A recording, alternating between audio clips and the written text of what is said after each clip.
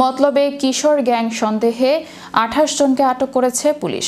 চাঁদপুরের মতলব উত্তর ও দক্ষিণ উপজেলার বিভিন্ন জায়গায় অভিযান চালিয়ে কিশোর গ্যাং সন্দেহে ২৮ জনকে আটক করেছে পুলিশ।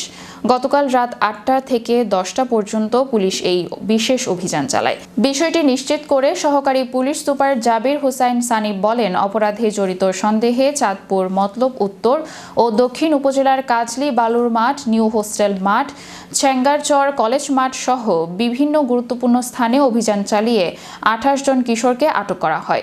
পরবর্তীতে তাদের যাচাই বাছাই শেষে অভিভাবকদের কাছে কিশোর অপরাধের বিষয়ে কাউন্সেলিং করে মুচলেকা নিয়ে তাদের জিম্মায় দেয়া হয়। এর মধ্যে শিপু নামের এক কিশোরের কাছ থেকে ২৮ পিস ইয়াবা উদ্ধার করা হয় এবং তার বিরুদ্ধে নিয়মিত মাদকদ্রব্য আইনে মামলা দেয়া হয়। তিনি আরও বলেন, মতলবে শান্তি শৃঙ্খলা রক্ষার্থে এ ধরনের অভিযান অব্যাহত থাকবে। বিশেষ করে সন্ধ্যার পর বিনা প্রয়োজনে কোনো শিক্ষার্থী বাসার বাইরে থাকতে পারবে না বলে জানান পুলিশের এই কর্মকর্তা। এ সময় মতলব উত্তর ও দক্ষিণ থানার পুলিশ সদস্যরা উপস্থিত ছিলেন।